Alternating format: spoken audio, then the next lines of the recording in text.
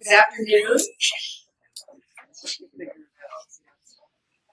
I am Mary Beth Pilot, a faculty member on the Committee of Environment, Geography, and Urbanization, otherwise known as CEGU. I have the privilege of welcoming you this afternoon and thanking you for your presence and reminding you to stick around for the reception that follows the event. So let's start with the person who made this event possible. That person is Alexandra Frizzell. Alex, as she was known to her friends and family, was in her fourth year at the college at the time of her tragic passing. She was a young woman of joyful curiosity and audacious pursuit of knowledge. Alex was very much community-driven with strong ties to family and friends. I will be honest, and after all, we're in a courtroom and in a law school, so I must be honest. I never had Alex in class, didn't know her at all, because she much preceded my arrival. My dear colleague, Sabina Sheck, is the lucky one here to have had Alex as a student in 2 courses, and to get to know her as a young person of abundant promise. While I never met Alex Frizzell, I believe, however, that I have come to know her, however indirectly, through the generosity of her parents, who established a fund in her honor that underwrites today's event and has underwritten the past 12 such convenings. This is called the Frizzell series for a reason. It has become a high point on the CEGU calendar. I believe the astounding generosity of Alex's parents, Barbara and Tyler Frizzell, who we're lucky to have with us today, isn't or shouldn't be measured in dollars and cents, but instead by the absence of strict conditions on how their gift should be used. In a word, by their trust that they have given CEGU, that CEGU would do the right thing by Alex's memory. And so over the years, 12 of them in the past, the Frizzell series has been able to take a variety of forms and include a plethora of different voices, making it a truly living memorial of a young person with capacious passions and a thirst for life. That generosity and trust are so very rare, and help me imagine what a wonderful person and daughter Alex must have been because of the way her extraordinary parents have chosen to remember her. So thank you, Barbara and Tyler Frizzell. Today's event in the Frizzell series is noteworthy for its association with the launch of a new CEGU project focused on environmental justice, a project that includes scholarships to support student work, community-engaged research with Chicagoland organizations, public-facing events like this one, and in this kickoff moment, the annual CEGU conference in 2 weeks that will also explore the theme of environmental injustices. Finally, I will confess that today is super special for me because it includes 2 of my new very best friends since arriving at UChicago. It's thrilling to have Charles Lee with us. He is the OG, the original game changer, a scholar activist in the environmental justice movement. And I can think of no better interlocutor for this discussion than the inestimable Mark Templeton. There's more to say about today's speakers, so let me turn over the podium to Annie for formal introductions. But first, let me introduce Annie.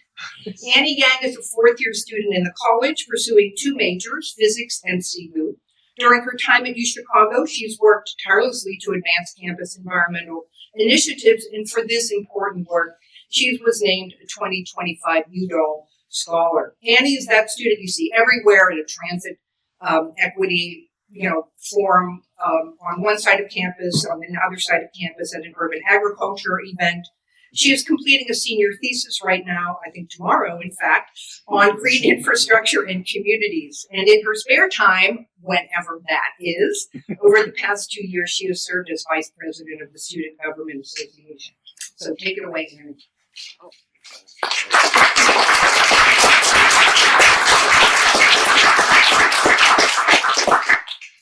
Thank you, Mary Beth, for that very generous introduction, and thank you everyone for being here. I'd like to first welcome Mark Templeton. Mark is a clinical professor of law and director of the Abrams Environmental Law Clinic at the University of Chicago Law School. His work occupies the always important and sometimes troublesome intersection of environmental protection and human rights. He has held public sector leadership positions at the federal and state levels and has served on boards of environmental, civic, and professional associations. A noteworthy achievement within the context of the student-focused Frizzell series is that Professor Templeton was recognized by the law school in 2023 for excellence in clinical law teaching based on the nomination of his students, some of which might be here today. And to Charles Lee, a very special welcome to the University of Chicago. Charles is a pioneer, activist, scholar in the U.S. environmental justice movement. He was the principal author of Toxic Waste and Race, a landmark study that helped bring environmental justice into mainstream consciousness by calling attention to how where waste was dumped coincided with where people of color resided. An explorer of his era, Charles produced the first map relating these variables, which went on to become a game changer in the environmental justice movement. Even today, almost 40 years after its publication, Toxic Waste and Race remains a touchstone for activists and scholars because, unfortunately, the problem that he drew attention to has persisted to this day. Charles' service in the movement is legendary. He co-created the United Church of Christ Environmental Justice Program, has been a charter member of the National Environmental Justice Advisory Council, and most recently, until his preemptive retirement in early 2025, was director of the EPA's Office of Environmental Justice. Charles's work centers on incorporating environmental justice into state and federal policy and integrating community revitalization into policy decision-making about brownfield redevelopment. Just this year, in fact, just a couple weeks ago, Charles was awarded the William K. Riley Award for Environmental Leadership due to his contributions to environmental problem solving over the last 5 decades. Thank you both for being here, and I hope everyone enjoys the conversation.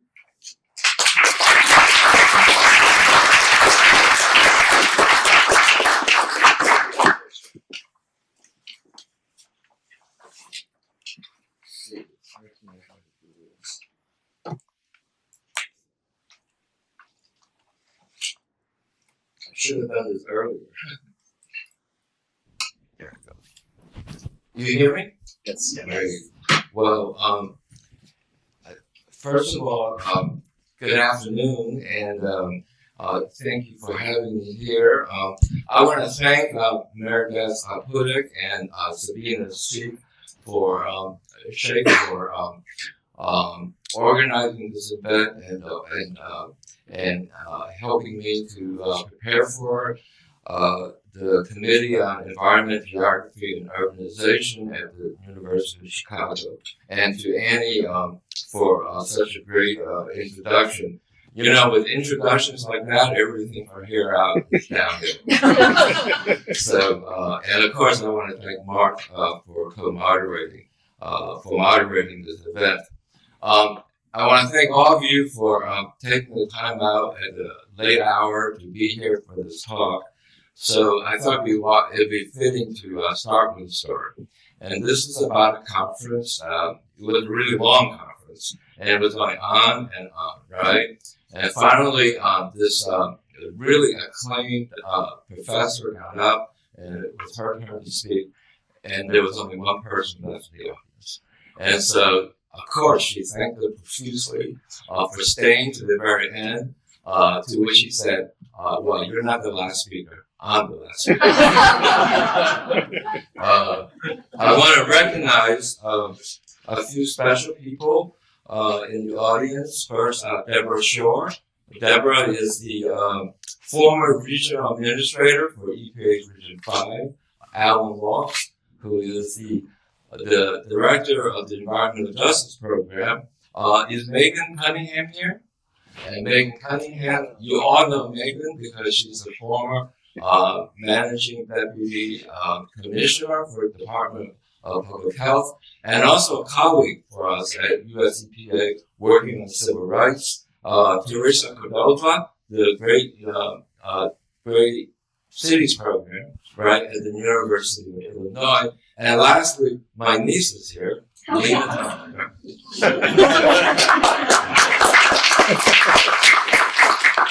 I want to thank the Frizzell family especially for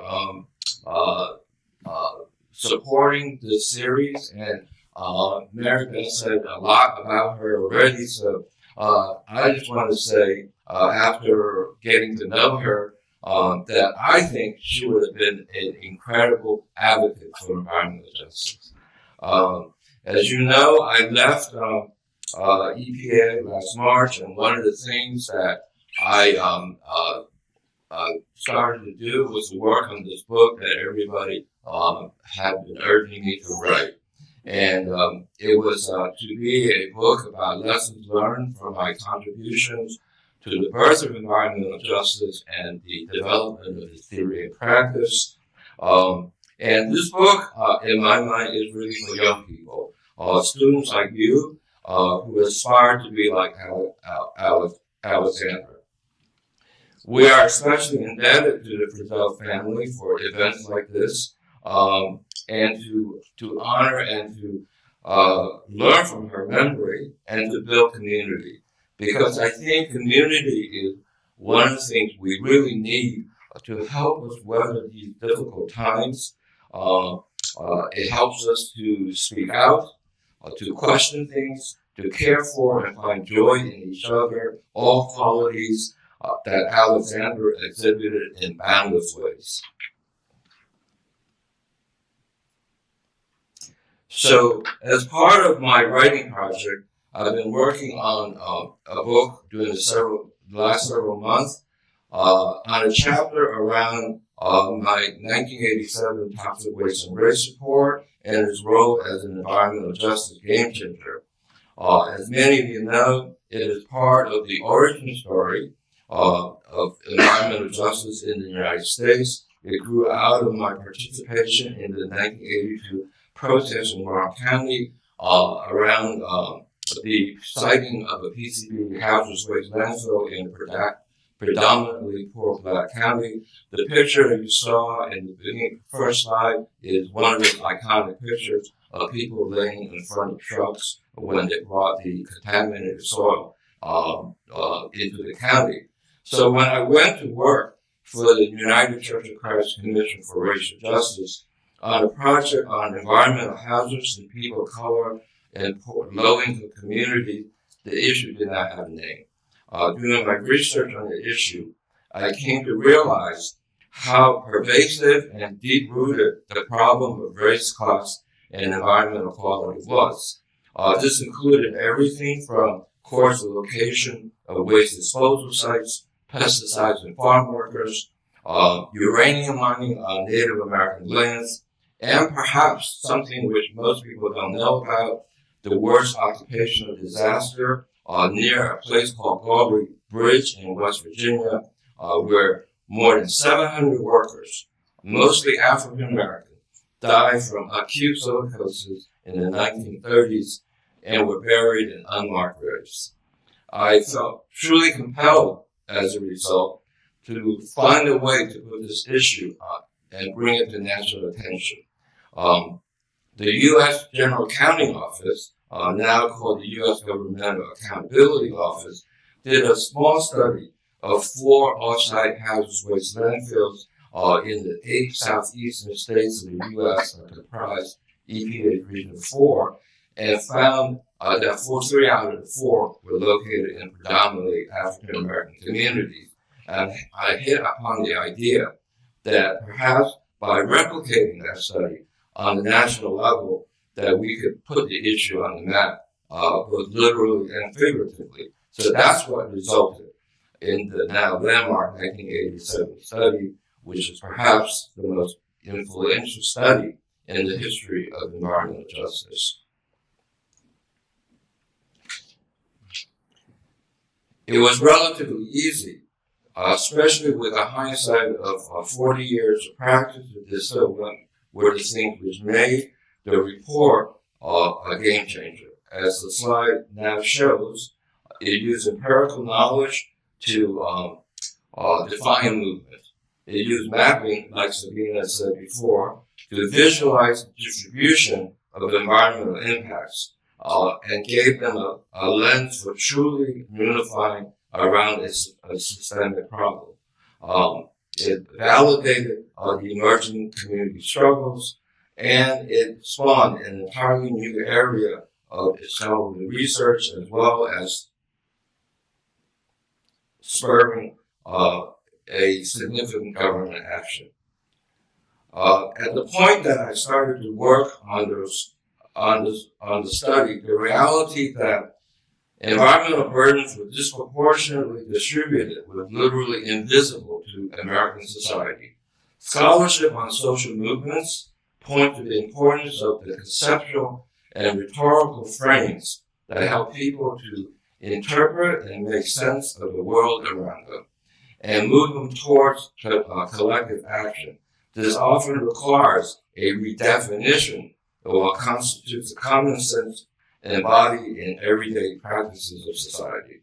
So today, this self-evident truth of the importance of the equitable distribution of environmental impacts permeates virtually every sphere of life, as evidenced by the fact that there are community-based environmental justice organizations in every part of the country, hundreds of university courses, like here in the University of Chicago, and thousands of peer-reviewed journal articles and other publications on the field in all areas related to public health, climate change, transportation, housing, green space and recreation, food insecurity, and like I said, literally everything in which the environment is a factor, which is kind of like a tautology, right? Because the environment is a factor in virtually everything. Because many of you are geography students, I want to point out the role of mapping. I've often said that if not for the ability to be able to map and visualize the distribution of environmental impact, environmental justice may not have emerged, or certainly would not have developed in the way that it had. And I did come to understand how rich the history of mapping and countermapping, particularly from Mary Beth, who actually co-wrote a recent article on the subject for a special issue that Megan and I helped co-edit on the cumulative impact struggles right here in Chicago. So Toxic Waste and Race, I believe, was written in a tradition of physician John Snow, and we all know who he is. His use of mapping and spatial analysis to reveal the link between contaminated water and the London's cholera epidemic, which gave the birth to the field of epidemiology. It also was written in the tradition of Ida B. Wells. And Ida B. Wells is a civil rights activist and journalist who in the 1890s mapped the location of the lynchings of African Americans to show that this was part of a systemic problem. So for me, I am really exceedingly proud of the fact that toxic waste occupies a spot in this history. It revealed a major blind spot in government, in environmental activism, research and policy. It paved the way for an entire generation of activists and scholars to produce an immense body of work documenting how the place where a person lives, works, plays, prays, and learns matters. And using data and maps to visualize the problem of this disproportionate environmental impacts made it discernible and played an integral role in ripping off the veil of imperceptibility that had rendered the problem invisible. So I approached the writing of this chapter from a perspective of, so what makes for a game changer? And especially, I felt really compelled not to just look in the past, but to try to understand what that problem looks like today, and especially at a time when we all know things are so polarized and politicized, where science is attacked, where facts are erased, and where there's such basic attacks on democratic institutions. So, in thinking about this issue, I started with the premise that context matters. So, what this amounts to is that, one, small groups can make a big difference. The fact that toxic waste was raised was written not by a large government agency or well-resourced university, but a small advocacy organization. I think is especially important for these times and an enduring lesson for social justice movements, which will inevitably go through ups and downs. Second, we have to realize that we have so much more to work with now than we did in the 1980s. Like for example, we drew those maps by hand in the 1980s, but today we have GIS systems that can manipulate data multiple levels in a matter of seconds. Third, there is no silver bullet. It's not one thing, but a series of things a series of small things that really over time make for truly transformative change. And fourth, that this is really not a question that we can answer in a year or two. That this is the scope and scale and depth of this issue is one that is generational. And so we need to think both short term and long term. So here are the 5 things about creating a game changer for these times. First, we need to cultivate new generation of leaders. And this idea is rooted in the fact that the true legacy of the environmental justice movement is not what it did in the federal government. It is a movement that's based in communities, and it is not a product of whatever government policy or law exists. But there is a real need to nurture new generations of future leaders. Second, that we need to build on public support of EJ issues. Recent polling work by the Yale Center on Climate Change Communications and several environmental justice groups have found that the issues related to environmental justice poll extremely high, and that we need to really appreciate this and not pull back from talking about environmental justice, but really dig in and do it more. And the other thing that this polling found is that the concept, however, is not well understood. So that means that we have a lot of work to do to really explain it. And we can talk more about this in the question and answer. The third is that we need to build models for scaling up. And so a great example of that, in my mind, is what we did in the first Trump administration, which a lot of us focused on issues of environmental justice issues at the state level, because that's what the cutting edge work was. And this, in large measure, amounted to what was happening in California with the development of a tool called CalEnviroScreen, which is a cumulative impacts mapping tool. They used that then to allocate resources of scale to the communities most in need. And this, in several years, in a short span of time, amounted to billions of dollars. And that was replicated in other states like New York and Illinois, and that became the basis for this really remarkable initiative in the federal government, in the Biden administration, was the Justice 40 initiative.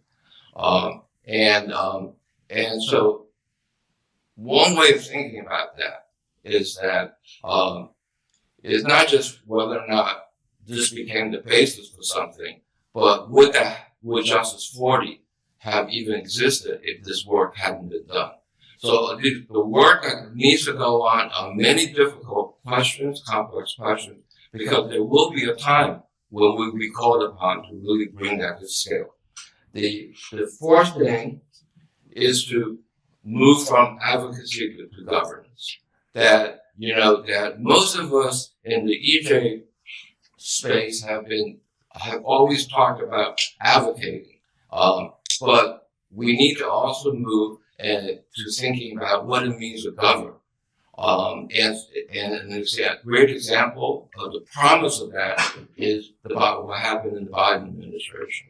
But also there's places like California, which offers really rich lessons, as well as Chicago, which has taken on models of true co-governance around environmental justice issues.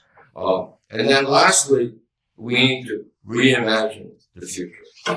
And these include things like making the consideration of the distribution of environmental burdens and benefits a core value and principle for environmental decision making, to build out a coherent framework for the multiple types of analysis and policy tools to address cumulative impacts for different decision contexts, to adapt and expand the approach that was developed by the EPA Office of Environmental Justice and External Civil Rights during the Biden administration to create an entire ecosystem for supporting communities to fundamentally transform their relationship to government, academia, and industry. And the number 4 is to unify the fields of public health and environment, especially thinking about this as the core of a whole of government approach. And 5, and this is in the words of an environmental justice icon, Dr. Beverly Wright, who does her work in Cancer Alley, Louisiana, to reimagine basic environmental laws like the Clean Air Act. So all of this has led me to come up with what is the core argument for my book. And this is a part of the conversation about how to build forward better together. And I said this when I received a WEAC Environmental Justice Legacy Award last year.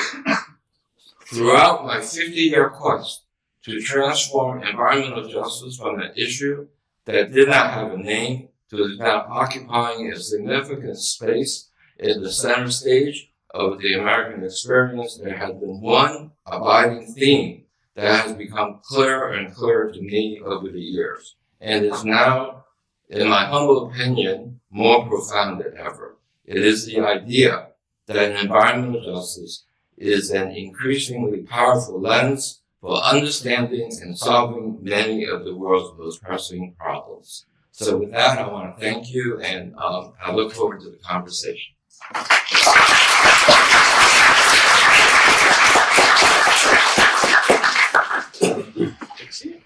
Your choice.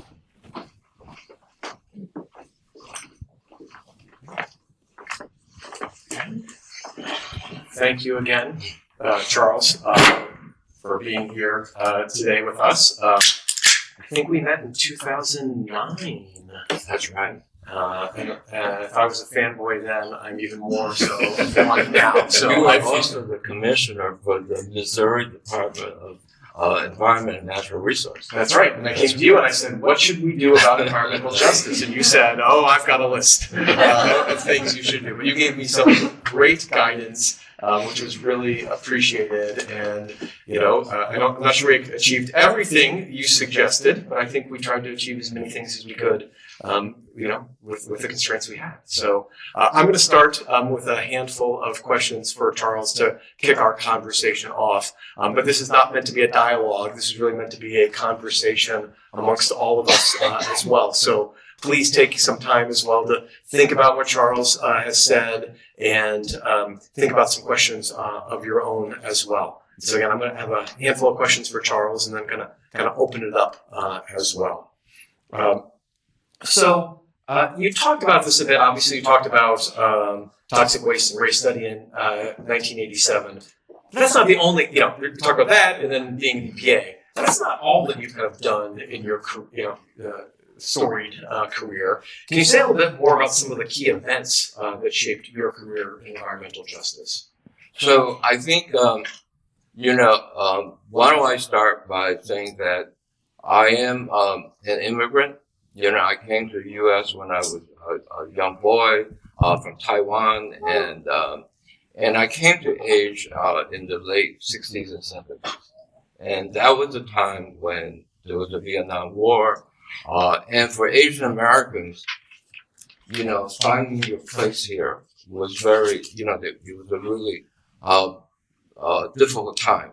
And I always thought, and the things that really moved me were the writings of Dr. King and Malcolm X and the civil rights leaders, and I took that with me to the work I did, and I got interested over time in issues of race, poverty, environment, and when the protests in Warren County took place, I was fortunate to be able to go down there, and I really just saw.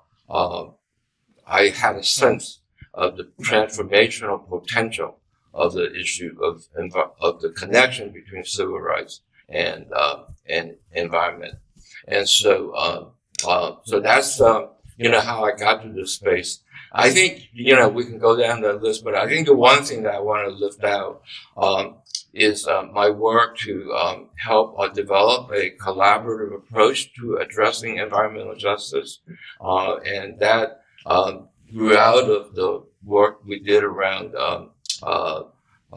the brownfields issue, where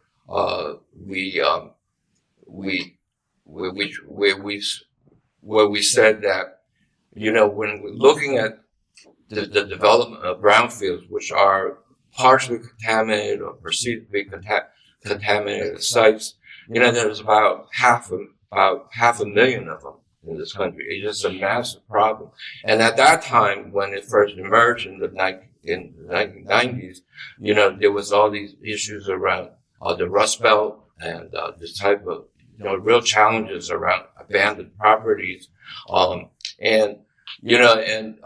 remember when EPA started to work on this issue, Carol Browner, I was talking to Carol Browner, and I told her, the brownfields train left the station without a big group of passengers on it. And that was communities. And so, but over time, what we did was, through the National Environmental Justice Advisory Council, we did a bunch of hearings across the country and wrote a report that I think really helps change the paradigm for at EPA and many other parts of the federal government around brownfields redevelopment, not just being a site-driven issue for redevelopment, but community revitalization. And that led me to go to work for EPA, because I wanted to develop a model and approach for addressing these issues, to bring amenities to communities, to bring benefits to communities. And that became the basis for a grant program with that name. Now, if you start to trace the lineage there, what I'm really proud of, and of course it wasn't anything I expected, was those concepts informed the billions of dollars of grants that was given out under the Biden administration. And so, the idea that little things can really matter, I think it's just one example. Since we're in a courtroom and, you have to be honest in a courtroom, I do have a follow-up question here. Did you have any pause at all about thinking about going to work for EPA? I mean, I think that sometimes people, particularly who've come from more of an activist background, although obviously activists well-grounded in research, that's bringing those things together. Sometimes people think of the government maybe as not friendly, as the enemy.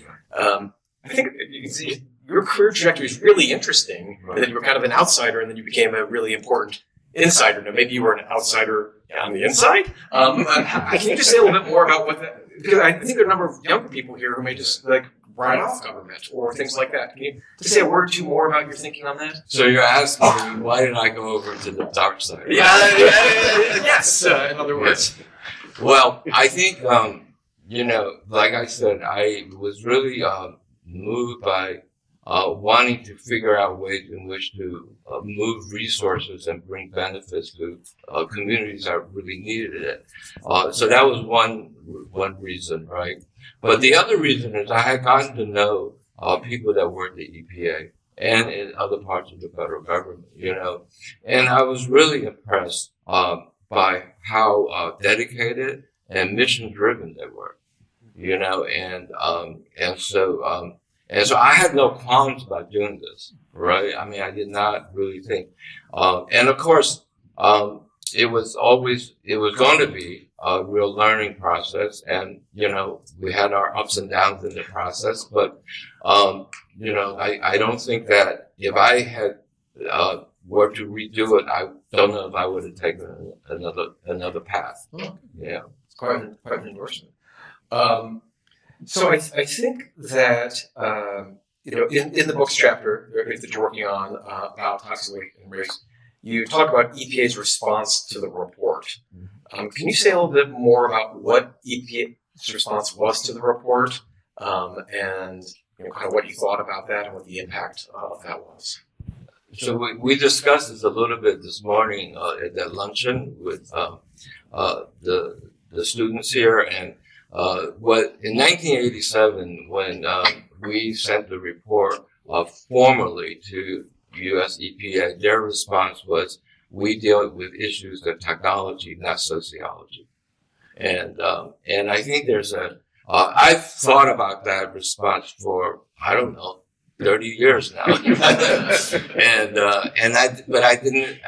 But when I started to really unpack it, I think you could start to trace a whole thread of thinking and developments associated with thinking that go all the way back to the beginning of EPA, when Bill Ruckelshaus, the first administrator testifying before the U.S. Civil Rights Commission, did not see the connection between EPA's environmental protection mission and its obligations for civil rights and equity.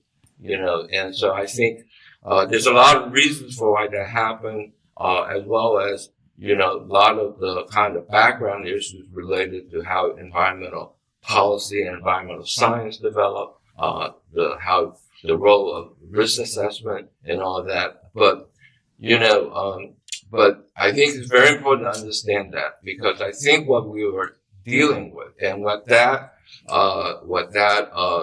response was, it was really a blind spot in how we understand environmental issues and approach environmental protection.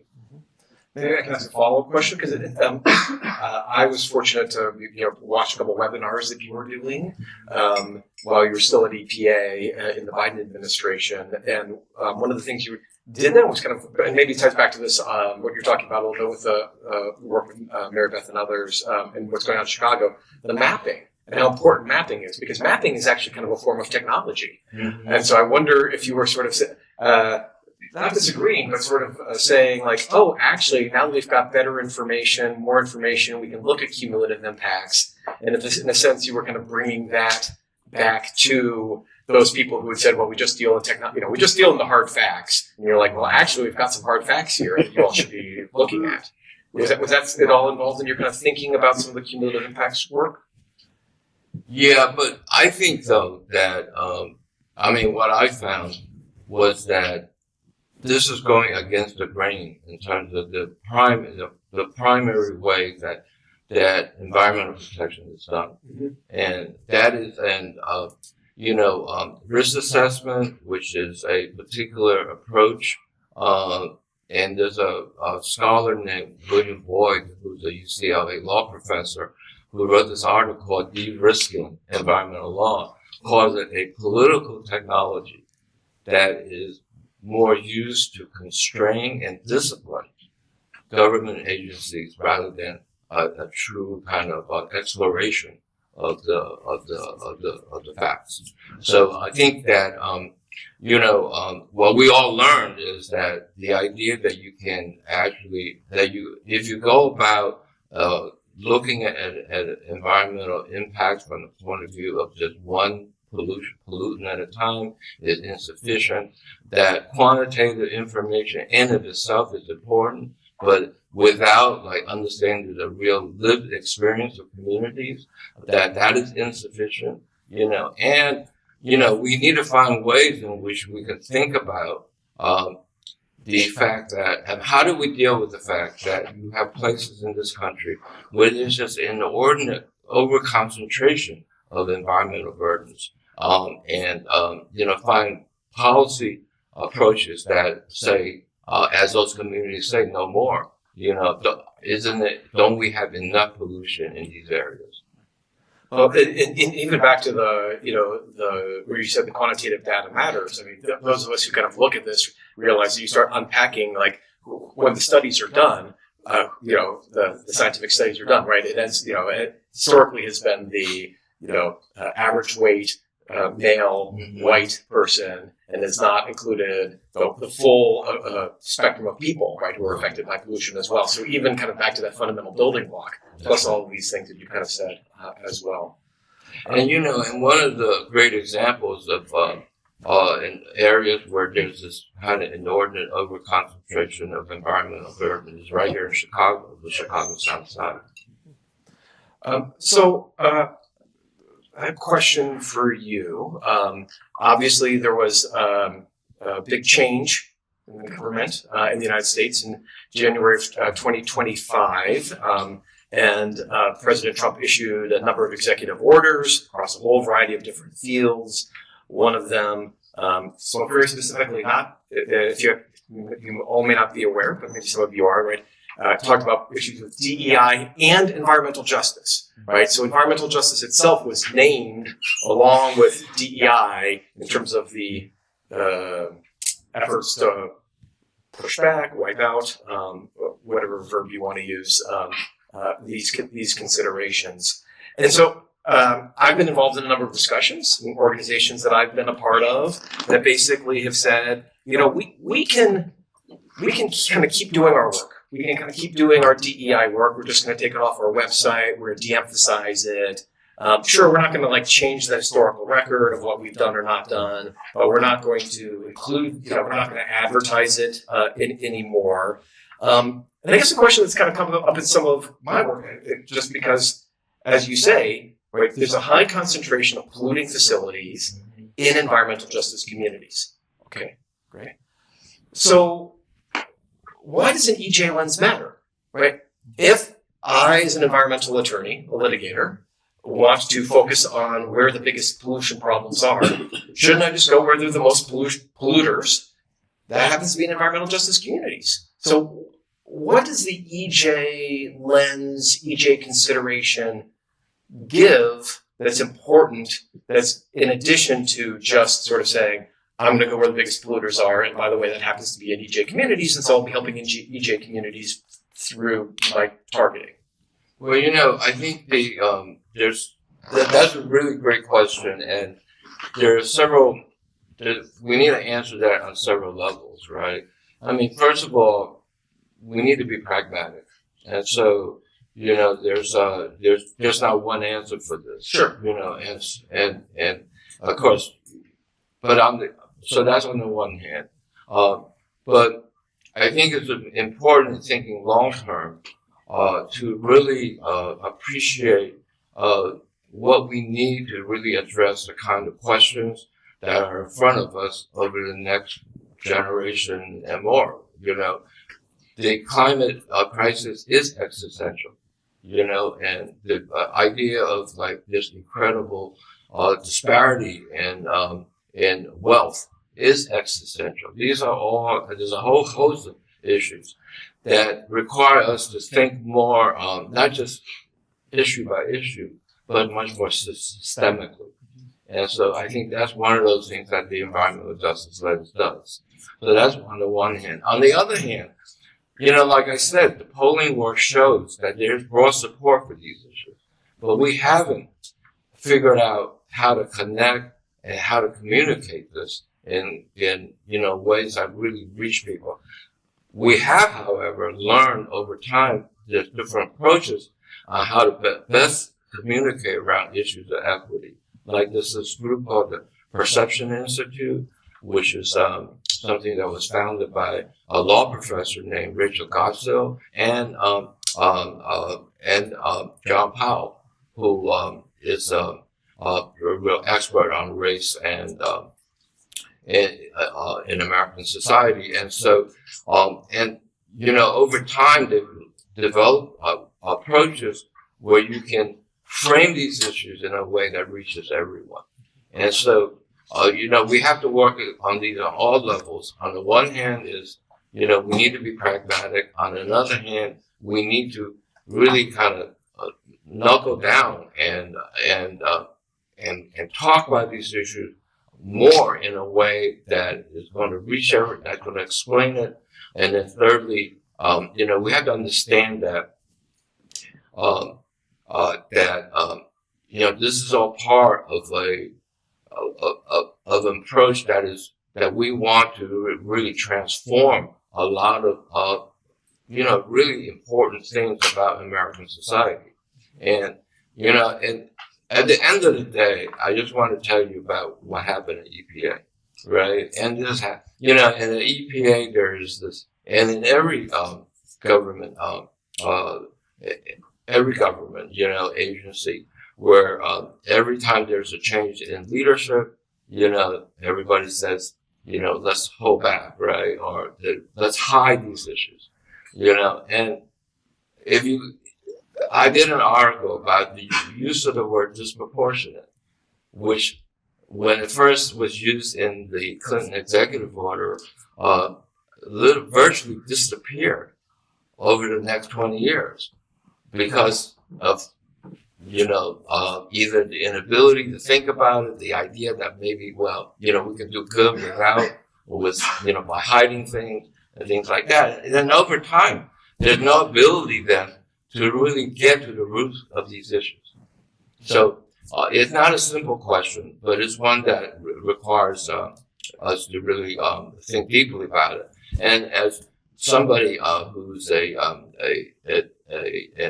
community advocate that I really respect says, if it's really important, you should really fight for it. And if it's really important, you need to fight for it. Otherwise, people are going to think it's not important. A lot of work has been done. It sounds like there's more work to do, and yet you're also hopeful about this. What advice do you give to young people who are seeking to incorporate environmental justice concerns and considerations and methodologies into their work? Well, I think that, like I said it a little bit, for me, the idea that no matter what circumstances are, people can still do small things that make a big difference, and that we should all take that to heart, and that it is really important at these times to do that. The second is, of course, this idea that there's so much more to work with than ever before, and so we need to take stock of that and approach things from that perspective. The third is that we need to understand that these are issues. These issues related to environment and social justice are not going away. They, in fact, are intensifying, and that these are going to become more and more pronounced, and there's going to be a greater and greater need to try to figure out what to do around these issues. And so, and then lastly, I want to give you a story about a colleague of mine. She works for a community organization and a university, and she was her group was one of the groups that received a $10 million environmental justice, the Thriving Communities Technical Assistance support center grants, right, to provide support to communities, and of course when the cuts came down, they lost $10 million of funding. But did the work stop? No. They continue to do this work, albeit at a much lower level, and her her name is Esther Min, and she worked at the University of Washington, and they got the university to continue to support, and they were going after, they went to the state legislature to try to get more resources, and so on and so forth. So I asked her about the question, right, that you asked me, and she thought for a while, and she said, I have never been as creative before as I am now. And so I think that these times, which are hard, are times also which bring out the best in us. That's great.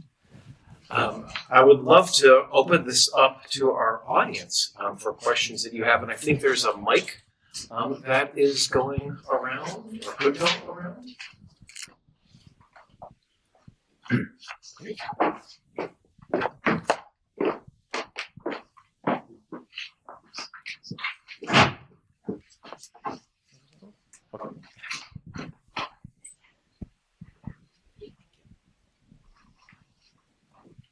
Hello?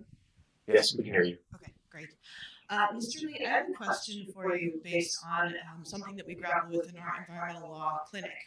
And that is, at what level of government have you found through your career is the best level at which to address EJ issues?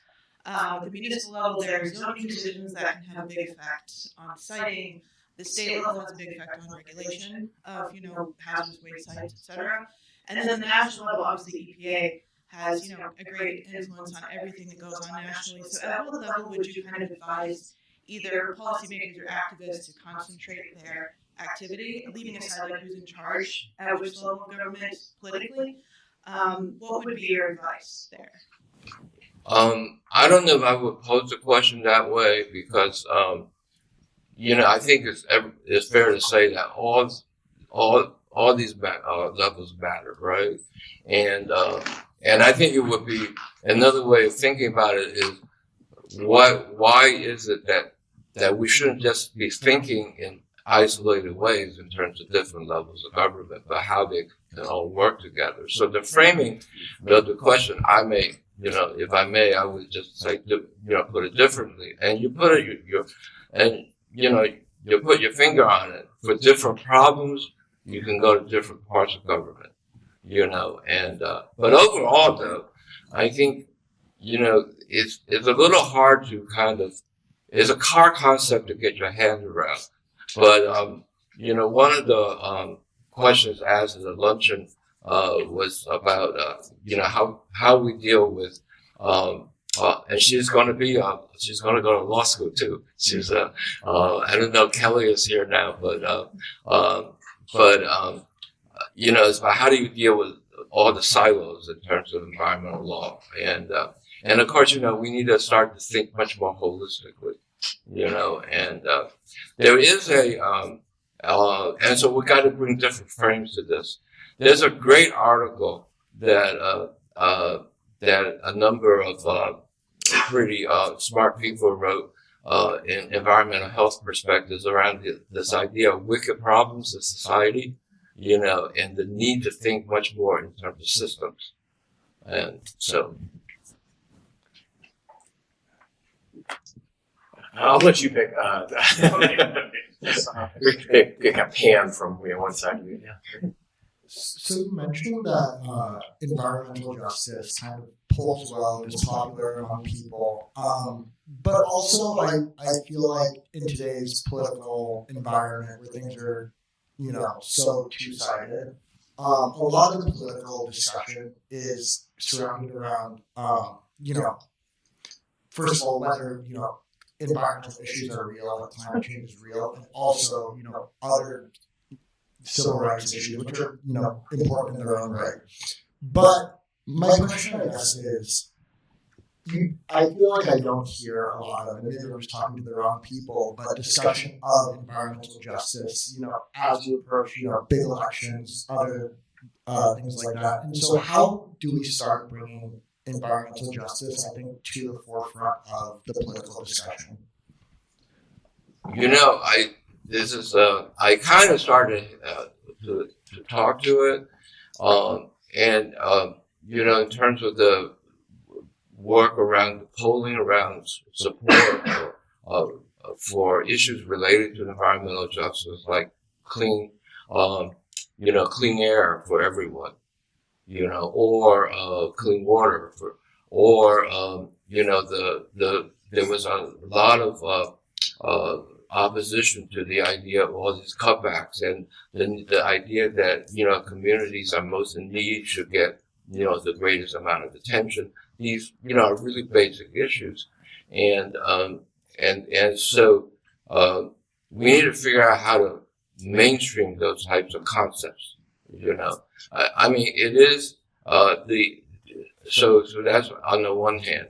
On the other hand is that we need to, like I said, think about this and talk about this in a way that reaches people at the very basic level. And I think we have learned. I mean, the environmental justice movement has been learning how to do that. And then I really think that people should, really engage in the political process. People need to run for office, and people that are advocates of environmental justice issues need to run for office, because that's when you figure out how you talk to people about these issues. We're not going to sit here. I'm not going to sit here and kind of conjecture about what I think is the right way of doing it, right? But I think that, you have to go out there and try to do it. And I think that at some point, we're going to find leaders emerge that are able to speak to those issues that really transcend that big political divide. Hi, Mr. Lee. Thanks for being here. I was your colleague at the EPA. I worked in the administrator's office and supported the EJ team quite a bit. Something I've reflected on quite a bit then and since was when we're talking about environmental justice issues, there's a lot of technical complexity to the issues that we're thinking about, particularly the solutions. So how do you actually install solar panels? How do you mitigate for lead in a home? How do you think about bringing the right technical expertise to the table with community and actually building one of those grant proposals in a way that is technically sound but centers community voice? Essentially, technical experts who are often engineers or whatever, and maybe sit in their shiny offices and kind of very distant from the issue on the ground. I mean, I think just as a general premise, and all my colleagues who work at EPA around environmental justice know this, that we have to involve the community in the process, and it is hard, and it is very complex, and it's complex technically, but also working through a bureaucracy is also really hard, But I don't think that we all realize this, but we were learning how to do it.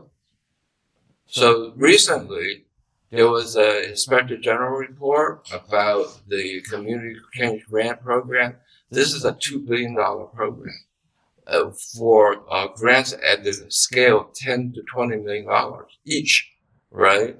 And so it said that it was really well run, and they didn't have any recommendations or any criticisms to make, which is virtually never heard of, as Alan and Deborah know.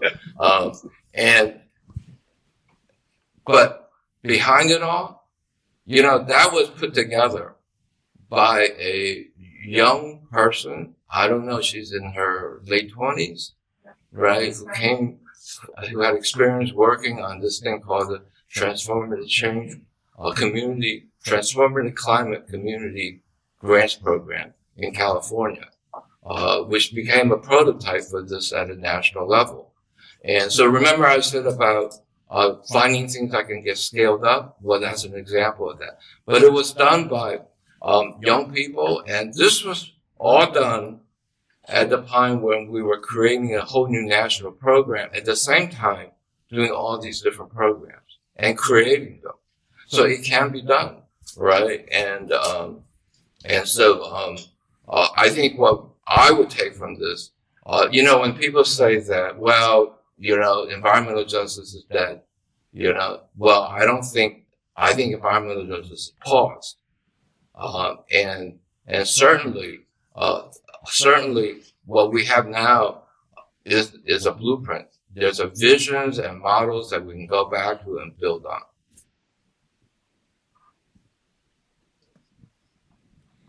Thank you very much. This is somewhat of a follow-up. One of the things that you've worked on has been the cumulative impacts. And going back to this question around different levels of government, if we look for a minute at local government, for example. So let's say I'm sitting on a planning commission or a land use decision-making body, and the community's going to make the case that this particular project should not be allowed there because there's already so much concentration of contaminating kinds of activity or industry there. So we now have an ordinance in the city, the impact ordinance, which calls for there to be an analysis, but in that ordinance there's no detail about how you actually measure the cumulative impact. So we've talked for a long time about cumulative impacts and logistic impacts. We've never really gotten so far as to actually figure out how you measure.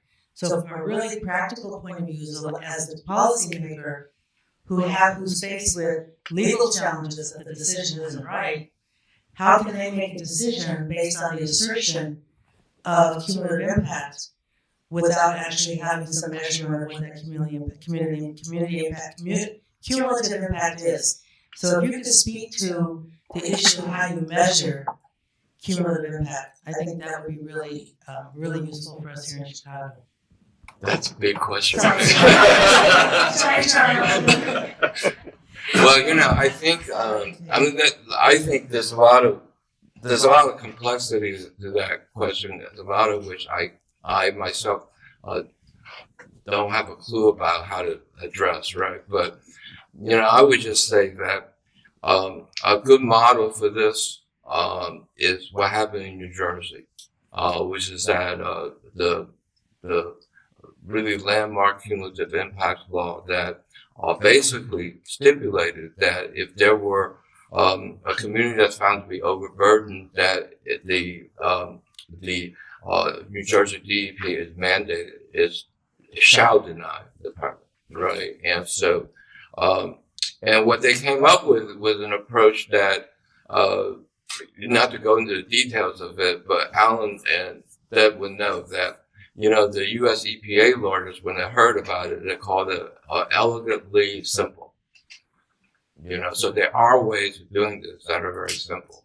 And so I would, I think it would be great if people read that article by Professor Boyd on de-risking environmental laws, and his premise is that there are different ways of thinking about this that need to get kind of that need to be utilized, because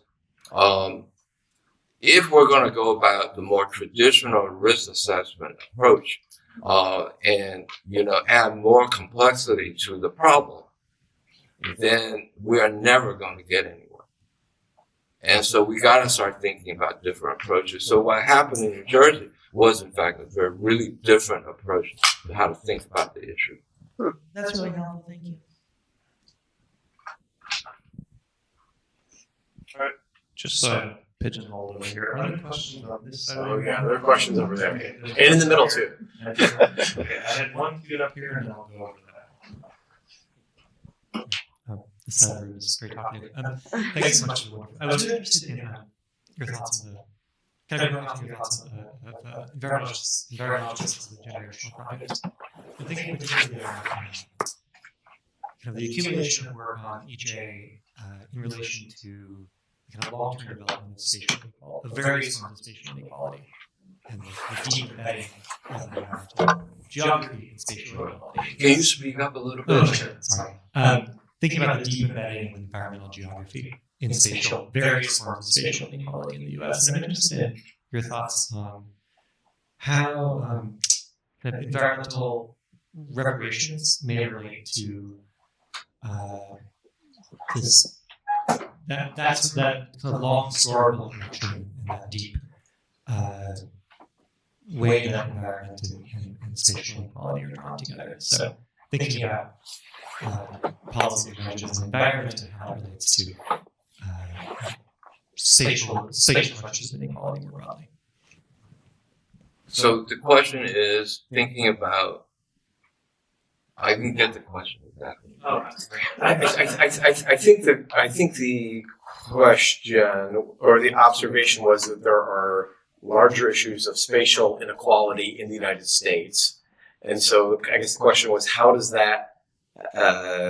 environmental justice kind of relate to that? Yeah, how does addressing environmental injustice relate to? I would start with this question around. One of the things I thought was a really interesting development in the environmental justice space is that historians have gotten more and more into thinking about and writing about environmental justice.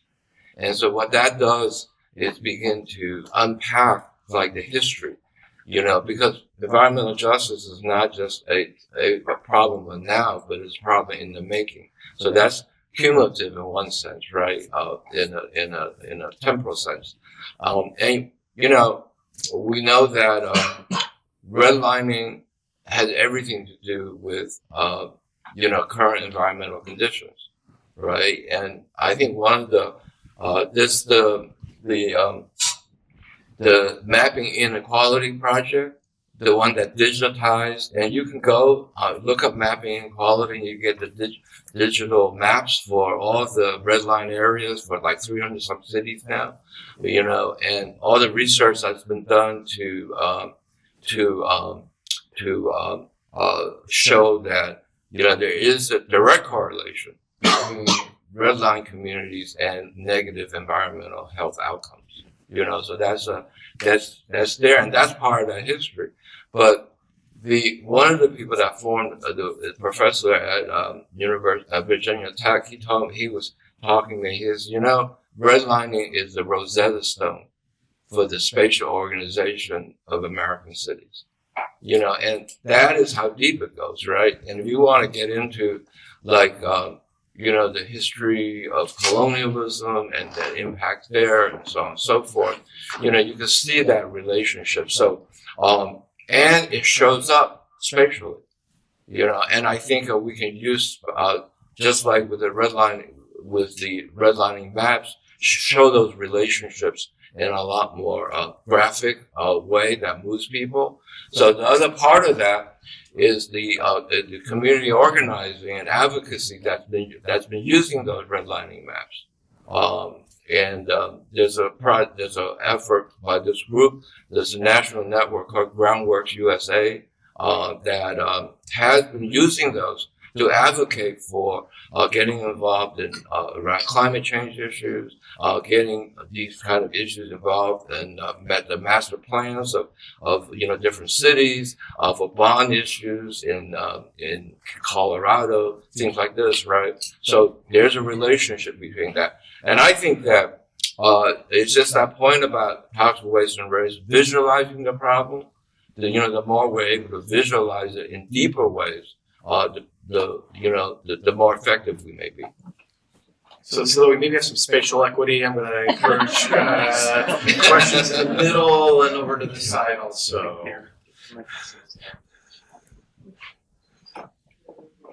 And Charles is also going to be at the reception too, but let's get a few more questions out on the table, so to speak. Great, thank you. So here in Chicago, we were able to elect a progressive mayor for the first time in like 40, 50 years. in that process, right, of that administration going into the government, we had a lot of movement folks go into government for the first time. And so I think we found that there was a huge learning curve in being from the outside and going to the inside. And so I'm curious, what do you feel like are the biggest challenges that advocates face when they start to move to the government side and actually have to implement? And then, is there anything that you wish those who are moving from the outside into the inside would know to better be able to leverage their new positions? Yeah, no, that's a real area of challenge and actually study. Joe Harrison, who wrote this book called From the Inside Out, so she spent 10 years studying the experiences of environmental justice staff at government agencies, both the state, the federal, state, and local levels. And so there's a whole rich body of research on that. One of the pieces of that research has to do with exactly your question, which is like the experience of activists that move into government and their experiences. So I think that's a really rich body of work, and I think we can learn a lot from that. I mean, to be more specific, we do need to have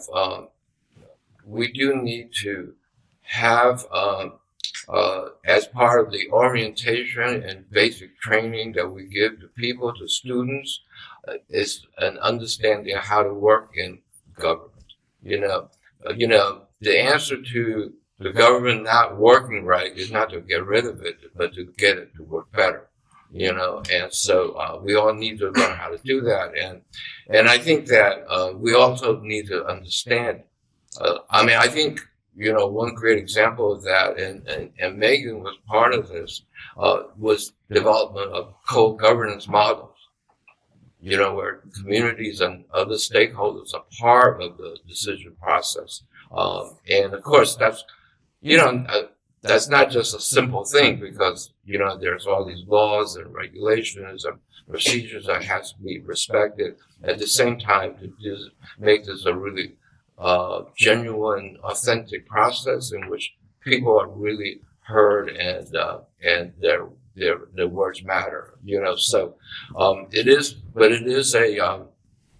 an area that we should all be doing a lot more study and work around.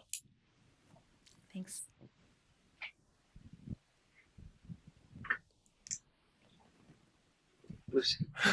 Okay.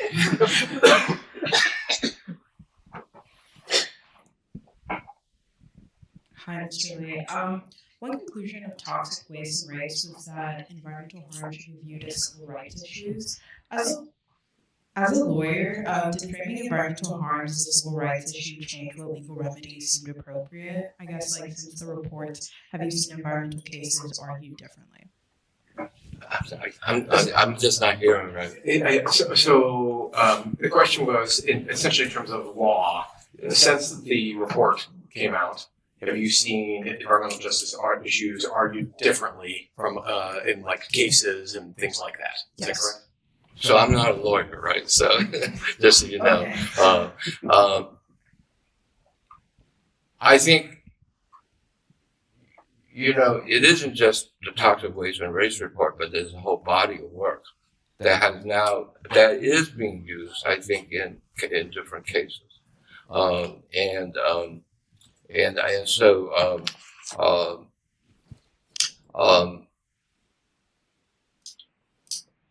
So I don't know if I can get more specific than that, because I think it's a general matter. On the one hand, the ideas that there is this inequitable distribution is being appreciated more. On the other hand, how cognizable is that information really? And that gets to the whole blind spot question that we're dealing with, in terms of how environmental protection is done. I think I'm next. Hello. So I work at a science advocacy nonprofit, And we worked with some state partners to pass a bill in Illinois that would limit warehouse pollution. Basically, there's a lot of warehouse pollution in Illinois, and mostly affects Black, brown, immigrant communities, low-income communities. In conversations with decision makers about it, it's been kind of frustrating because the response that we've been getting is, we don't do warehouses. So I was wondering about the story you were telling earlier about how when you spoke to EPA, they said, like, we do technology, not sociology, and how, like, you managed to change their mind on that or get them to see that this was something that they should do something about. So I haven't changed their minds yet. I mean, I don't think that's, I don't think that we haven't changed, a lot of minds yet. I mean, I think we're beginning to. And I think to change people's minds requires a real sea change in many, many different ways. And so, there's still a lot of work to be done. I mean, the fact that we have come to this point where the problem is undeniable is really important. There's going to be a whole calculus of things that go into, so what are the specific solutions for specific situations? Thank you. I think I have time for one or two more questions.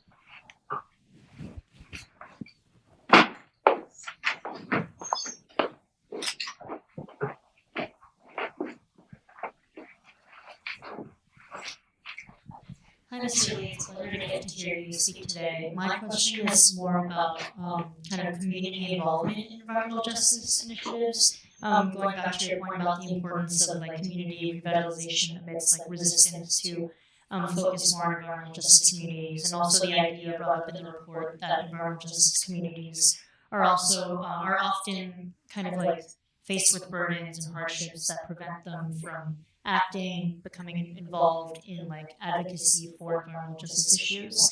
My question is kind of, what's your perspective on how we can have more community involvement and get these environmental justice communities' voices involved in like the steps for resolving environmental justice issues, both in bringing the issues and also in working through them throughout the entire process? So I think a simple there's no simple answer to that, right? But I would say that the environmental justice organizations that now exist are becoming so much more sophisticated, and they've developed strategies that really begin to get to some real changes. And so I think that's just one way to start to think about that. And I wish I could just kind of off the top of my head give you like a lot of examples of that, but there are, there's just like incredible examples of that. So yeah, that's I'm thinking. So one example of that would be what happened in Spartanburg, South Carolina. So Spartanburg, South Carolina had this. This is an area where it was disinvested in and had 2 Superfund sites, like 6 brownfield sites, a whole bunch of closed facilities, things like that. There was no transportation, no healthcare or anything. And so this young advocate named Harold Mitchell created this project called the Regenesis Environmental Justice Partnership. He started off with a $20,000 environmental justice small grant. And that was back in the year 2000. And since then, he's leveraged that into over $300 million in public and private funding. They started, the first thing they did was to create a health clinic. That is now a health system for the whole area. They got transportation. It was like this road that, that kind of separated this community, and then there were no roads going into the community, so that was like the another version of the other side of the tracks, right? And so the thing is that they got the Department of Housing and Urban Development to had a grant for Hope 6 housing project. They have created like a community center, recreational, facilities. They have, and